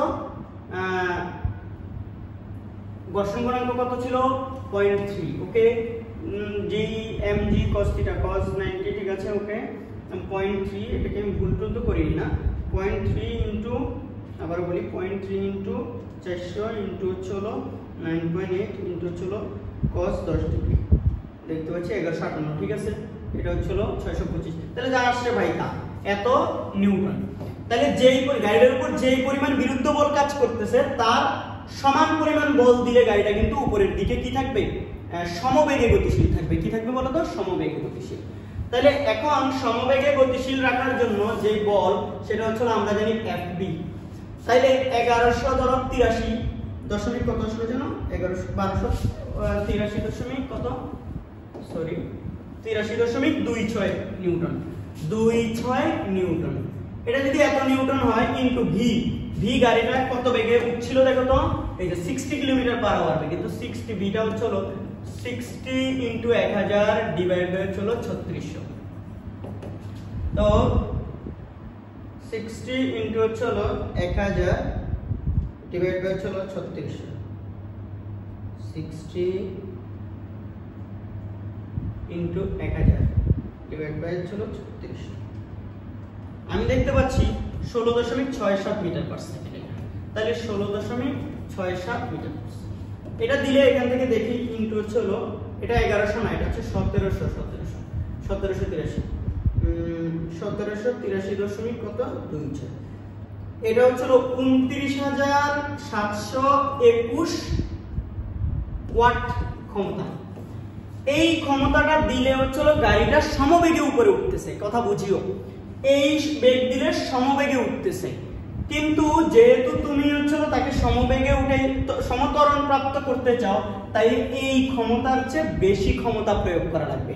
এই ক্ষমতার চেয়ে বেশি ক্ষমতা প্রয়োগ করতে পারবা তখনই যদি তুমি বলটা একটু বাড়িয়ে প্রয়োগ করো। অর্থাৎ এই যে এখান থেকে অবশ্যই গাড়িটা যদি হচ্ছে নিচ থেকে উপরে উঠাতে চাও, তাহলে গাড়িটাতে প্রয়োগকৃত বলের পরিমাণ যদি তুমি বাড়াইয়া দাও, তাইলে হচ্ছে গাড়িটা কি সমবেগে না গিয়ে সমত্বরণ প্রাপ্ত হবে। কি হবে? সমত্বরণ প্রাপ্ত হবে। এই বলটা, এই উত্তরটা কত আমি একটু মিলাই দেই। এটা হচ্ছে এখানে আমি পাঞ্জেরি টেস্ট পেপার আমার সামনে আছে, পাঞ্জেরি টেস্ট পেপারে আমি দেখতে পাচ্ছি এটার উত্তর আসে হচ্ছে এখানে ওরা 1838 কেন আসছে 0.3 cos10, আমি জানি না 1838 ওদের কেন আসতেছে, কিন্তু আমাদের 1838 আসে না, আমাদের 1783 আসছে। একটু ক্যালকুলেশন করে দেখো তো। আমার মনে হয় কনসেপ্টও ভুল নাই, কনসেপ্টে যেহেতু ভুল নাই তাহলে হচ্ছে কি তোমাদের। তারপর আমি আরেকবার ক্যালকুলেশন করে দিচ্ছি তোমাদেরকে, যে এই জায়গাটাতে আমি একটু দেখি 0.3 mg cos θ প্রতিক্রিয়া বল, ঠিক আছে। তারপর হচ্ছে 400, আমি দেখি কোনটাও ভুল হয়েছে আমার, 400 ইনটু 9.8 ইনটু sin 10 ডিগ্রি। ও এই জায়গায় তো ভুল হয়েছে, আরে বকলম সাইফুল স্যার, এই জায়গায় ভুল হয়ে গেছে, দেখছো আমার ভুল হয়ে গেছে। আমি উত্তরটা এই মুহূর্তে আমি আসলে এই জন্য উত্তর দেখে দেওয়া উচিত, মিলাই দিলে ভুলটা চোখে পড়ে যাবে। এটা 625 কেন আসলো আগের বার, আমি কেন বুঝলাম না। এটা ছিল 680 আসতেছে, এখন দেখি 680.7, তাহলে 680.7 যোগ হচ্ছে কত 1158 কত 13, তাহলে 1838। এই যে 1838.83 নিউটন। সরি গতে হচ্ছে এটা হচ্ছে গ, এটা হবে উত্তর। আর ঘ হচ্ছে তাহলে এটা হচ্ছে 1800 কত হবে বলো তো, 1838 যেহেতু হবে 1838.83, তাহলে এটা হচ্ছে আমাদের এটার আনসারও চেঞ্জ হয়ে যাবে। এটার আনসার চেঞ্জ হয়ে যাবে 16.67, এটা হচ্ছে 30,653.31 ওয়াট। তার মানে গাড়িটাতে এত ক্ষমতার চেয়ে বেশি ক্ষমতা প্রয়োগ করতে হবে, এটাই বলি যে এত ক্ষমতা, যেহেতু এত ক্ষমতা প্রয়োগ করলে গাড়িটা সমবেগে চলে, এত ক্ষমতার চেয়ে বেশি প্রয়োগ করলে তখন সেটা সমত্বরণ প্রাপ্ত, উপরের দিকে ত্বরণ প্রাপ্ত হবে, সেটা অবশ্যই সমত্বরণ। এই ছিল আমাদের। আর কোনো কোশ্চেন বাকি আছে কিনা আমি জানি না, আমি টোটাল মনে হয় যতগুলো বোর্ড কোশ্চেন এখানে আসছে সবগুলোই করাইছি মনে হয়। তারপর আমার এই কোশ্চেনটা দেখলাম যে আমি হচ্ছিল একটু আগে যখন এখানে এসে আমি হচ্ছে ওই ঠিক করতেছিলাম, তখন হচ্ছিল পাঞ্জাবি টেস্ট পেপারটা এখানে রাখছিলাম, তো আমি রয়্যাল থেকে তুলছিলাম। রয়্যালে ওরা এই অধ্যায় হচ্ছিল এটা দেয় নাই, হয়তো অন্য কোনো অধ্যায় ঢুকে দিছে। তো এখন পাঞ্জাবি থেকে দেখলাম যে হচ্ছে এটা হচ্ছিল কি আছে উঠছে, তো না পাঞ্জাবিতে আছে, তাই আমি করিয়ে দিলাম। আশা করি তোমরা বুঝতে পারছো, না বুঝতে পারলে অবশ্যই আমাকে কমেন্ট সেকশনে জানাবে। এবং ক্যালকুলেশনে মাঝে মাঝে যদি একটা ভুল হয়ে যায় বা হচ্ছে কোনো কনসেপ্টে যদি ভুল হয় কমেন্ট সেকশনে জানাবে, স্যার চেষ্টা করবো শুধরে দেওয়ার। তোমাদের উপকারের জন্য ভিডিও করি। এখন ভুল পড়িয়ে যদি হচ্ছে ভুল পড়িয়ে ফেলি, এটা তো অবশ্যই আমার জন্য রেপুটেশন খারাপ, তাই না? অনেক সময় কিন্তু কথা হচ্ছে সারাদিন অফলাইনে ক্লাস নেওয়ার পর এই যে সন্ধ্যার পর ভিডিও করতে দাঁড়াইছি, এটাও অনেক হেক্টিক, বুঝছো। তারপর চেষ্টা করছি তোমাদেরকে বেস্ট আউটপুট দেওয়ার, তোমাদের উপকার করার ফ্রিতে অবশ্যই। আর সেটার জন্য অবশ্যই আমি তোমাদের কাছে আমার জন্য, আমার ফ্যামিলির জন্য দোয়া চাই। সবাই আমার জন্য, আমার ফ্যামিলি মেম্বারদের জন্য, আমার আব্বু আম্মুর জন্য বেশি বেশি দোয়া করবে। হ্যাঁ, সবাই সাবধানে থাকবা, পরের দিন অন্য কোনো ভিডিওতে অন্য কোনো টপিক নিয়ে আলোচনা হবে ইনশাআল্লাহ। সবাই ভালো থেকো, আল্লাহ হাফেজ।